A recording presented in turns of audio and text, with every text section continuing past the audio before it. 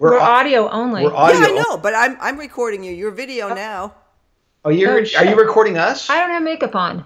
Oh my goodness. No, Robbie didn't put his makeup on. I didn't put my makeup on. actually, you guys look really good. Thank you. Not really. Yes, you We're do. in our studio, and this is where we do I haven't our. showered all day. This is where we do. Okay. All right. So I actually showered. right. I You look showered just for you. Thank you. You smell nice too.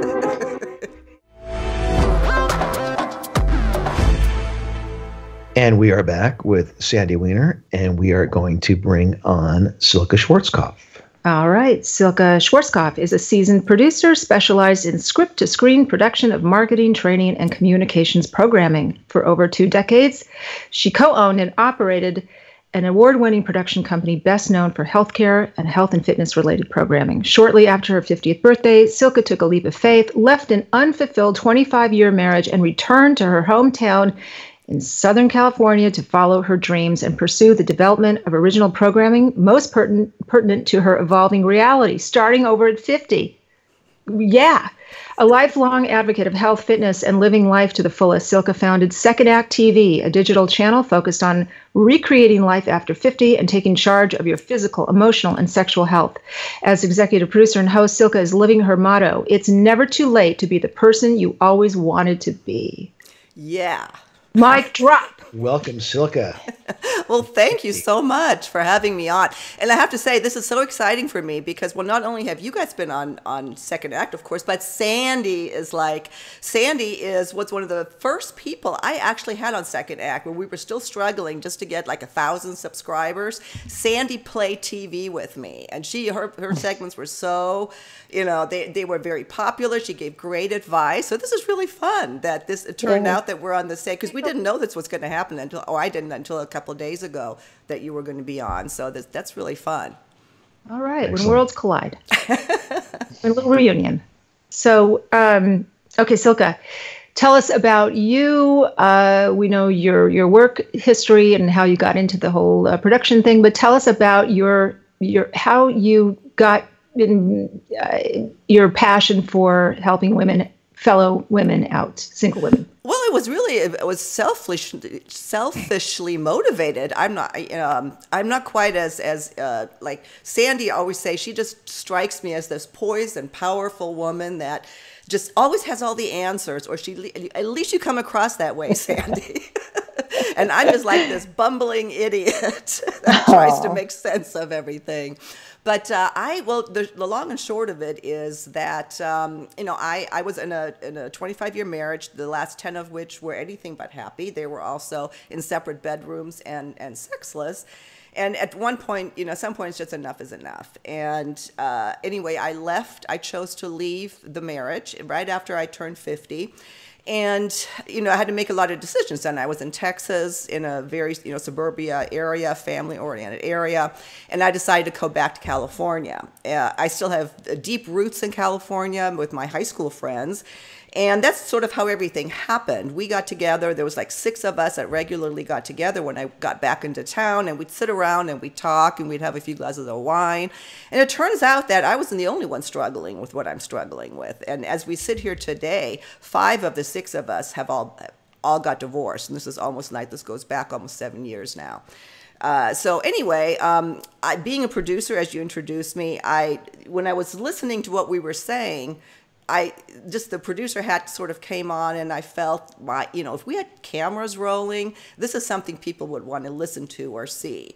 And I got this bright idea of pitching a reality show, or type of, sort of a bridge between a talk show and a reality show. Anyway, long story short, that didn't work out the way I originally anticipated.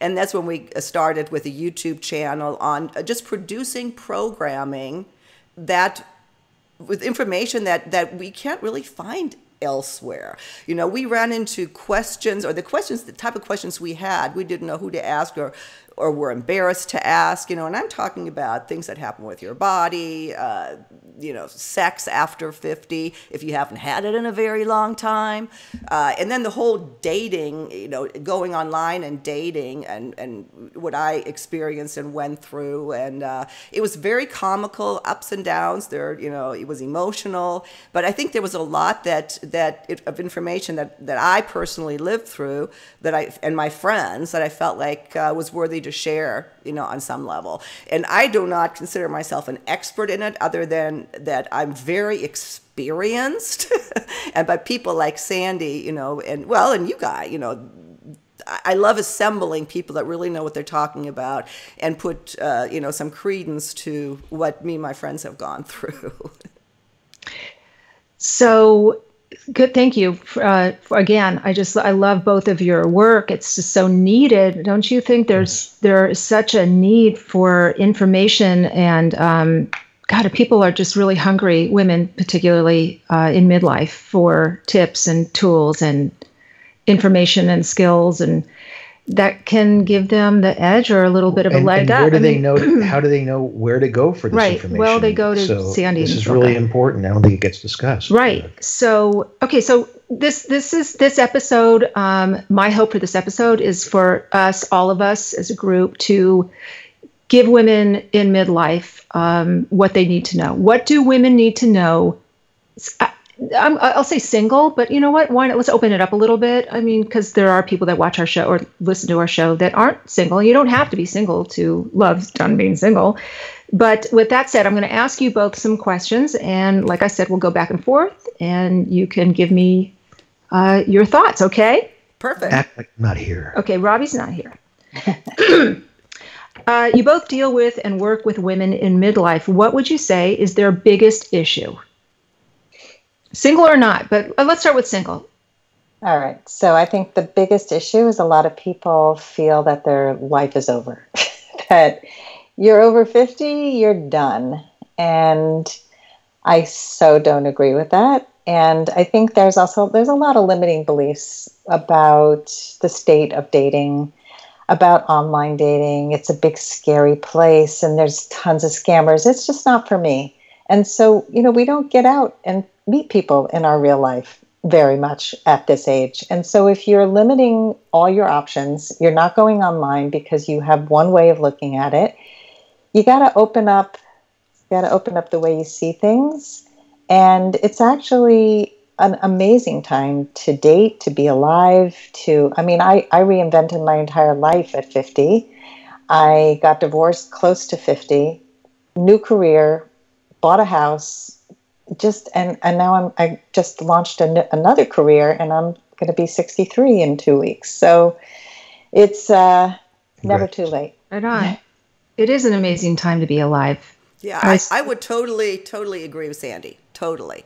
I too, we created everything after 50. New career, the same area, I suppose, but a new venture that was totally unknown with requirements and technology, knowledge that I'm still lacking. And we actually produce programming about that too, but mostly, I'll say that freely and proudly, I've had the best sex in my life after 50. Life is not over. Your sex life starts after 50. And, when it comes to physical fitness, I was never in better shape than after 50. I ran my first marathon, my first and only, but I wanted to prove to myself I could run a marathon. I was a runner at 55. So there isn't, if you're reasonably healthy and you've been blessed with a healthy body and you put some work into it, there is, life begins at 50. I honestly believe that. I actually wouldn't want to go back much younger.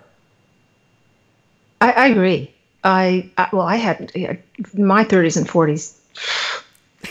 I don't ever want to go back to my 40s. Yeah, I wouldn't either.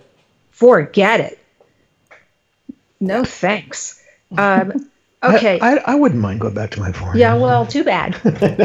Incidentally, I wanted to say one thing that you said earlier when you said Robbie is a fly on the wall.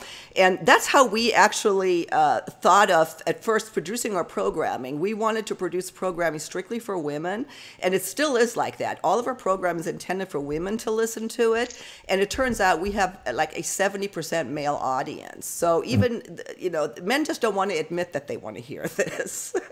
No, I think that they're willing to admit it, but I think that your own programming, you think that men aren't going to be interested in this. I think that they are going to be interested because men want to appeal to women and women want to appeal to men. So we want to find out, what is it that you are talking about? How can we be more appealing to women? Where are we not connecting? Yeah, as long as we don't start, okay, you're going to have to listen. You're going to sit down and listen. So You're we right. do it Nobody like, okay, they're going to be a fly in the wall, and that's somehow works. Huh, Sandy? Well, so here's what I have to say about this. I do believe that there are a lot of men who want answers, and a lot of men have come to me. I had a guy who had seen my writing on the Huffington Post years ago, and he would just write to me all these emails about the struggles he was having, and I helped him find his true love.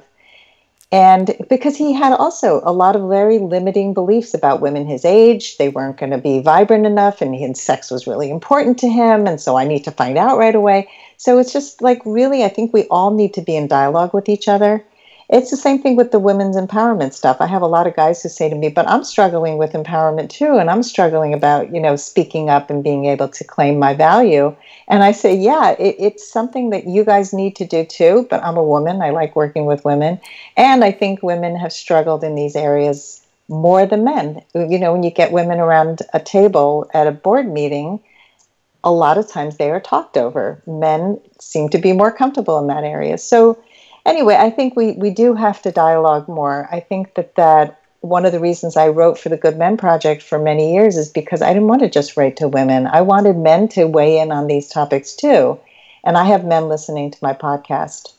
But I wanted to also say that at 50 and beyond, when our hormones are shifting, and men's hormones are shifting as well. And I think this is a time when we're more equal than ever before. And I also think that women often get this second surge of hormones that help them to get into new careers, where a lot of men are kind of retiring and saying, I've been working really hard my whole life. And so it's also understanding those changes and those differences. So that's just another. Yeah, I hope men listen to our show. Robbie and I set out to do that, obviously, because we do this, we co-host together. It's not just for men or just for women. It's not just for single people, but I do hope men tune in. I wanted to do this episode because I want to speak to women in midlife. And I do. And we have variations of this. And I think that you can't have enough. You just can't. And so I want to get back to what Sandy said about reclaiming your power, which is so important. And I do feel that it is an amazing time to be alive. This is the time to reclaim your power for women. But here's what's different about this time than, say, 10 years ago, or when we were, in our 20s and 30s. There was no social media. And I really feel that it's such a negative definer. Like, there's so many. We grew up with magazines. Sandy Silken, we did. Those were what we compared ourselves to, right? Yeah. And now it's in our face. It's just everywhere we look. Everywhere it's people photoshopping and filtering, and celebrities in our age group that look so perfect. And how do you, after the break? Yeah. Here's something to think about. Sandy, with your clients, how do you advise them? Silke, with your work, it's tough. That's, to me, the battle against social media is like a battle against ageism and looksism. And I want to know how do you do that? So we're going to hold that thought and take a quick break and be right back with our guests.